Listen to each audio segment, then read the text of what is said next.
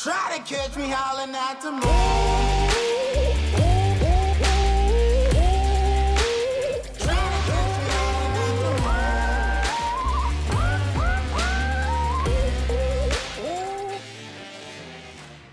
Welcome to round 2 of the MidEast Racing UTV season.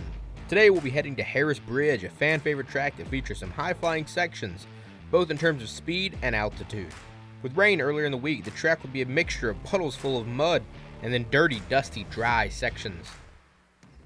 In the youth division, coming off of round 1 victory, Riley Adams would be looking to defend her crown. Colton Blanton wouldn't be at this race, so the challenge of dethroning her would fall to the hands of Eli Harris. In your under 200 division, we would have a showdown between Max Vaughn and Tacoma Brown.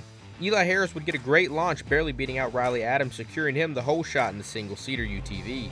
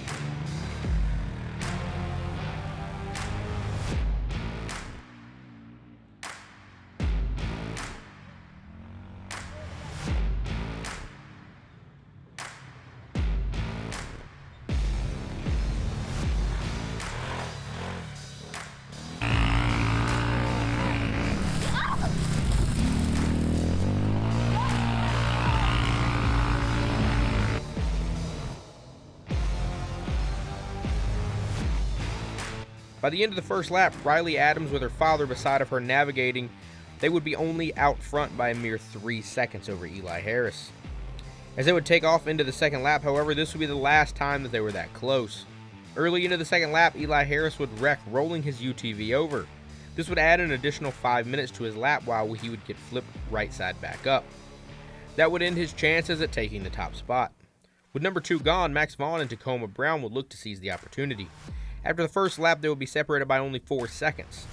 But once Eli Harris would go down, both riders would move into a podium position. As the race went on, Max Vaughn really figured out the track, reducing 30 seconds off of his lap times. With this improved pace, Tacoma Brown would be no match and forced to settle for 3rd place, giving Max Vaughn 2nd. That leaves Riley Adams to comfortably sit on her throne with back-to-back victories to open up the year.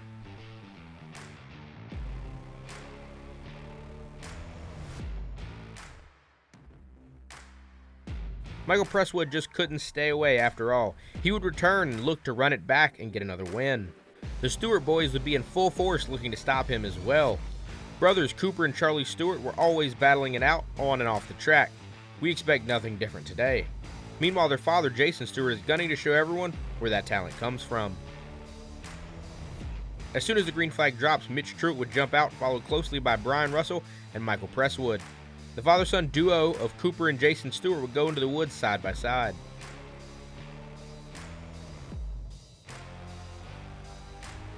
In back-to-back weeks, however, we would have a rollover before the whole shot even was secured. Will Harris would roll his UTV after exiting the first turn. They would roll him back on his side and he would carry on. On the note of an unfortunate start, Mitch Truitt, after getting the whole shot, would miss a turn within the first couple hundred yards, sending him from first to nearly last. His day would get even worse as he would wreck out before finishing his first lap. As riders would go into the woods, there would almost immediately be a pile-up, and that would be an ominous tone for the day.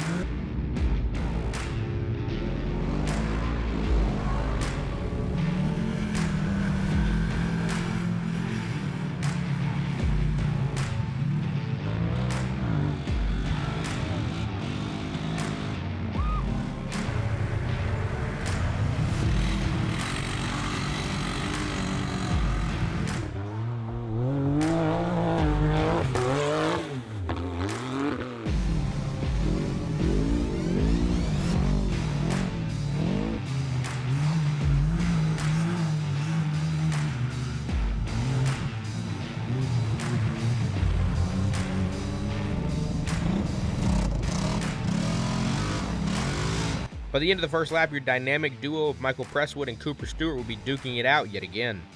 As they cross the line, Michael Preswood will be out in front by only a mere 3 seconds. Unfortunately, just like in the first race at Deerhaven, Cooper's day would come to an end early. His steering stem would break, sending him brutally into a tree. Luckily, him and navigator Seth Kinley would be okay. A lap later, his father Jason Stewart would wreck out as well.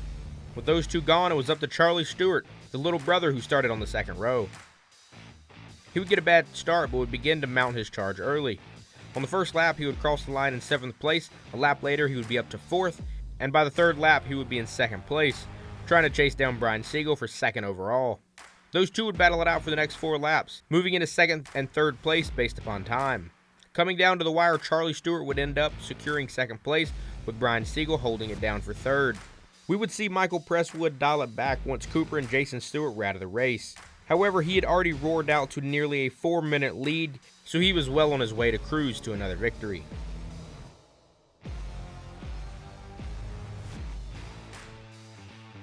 UTV part manufacturers had something to do with this race, as by the end of the race, half of your 26 racer field was unable to finish.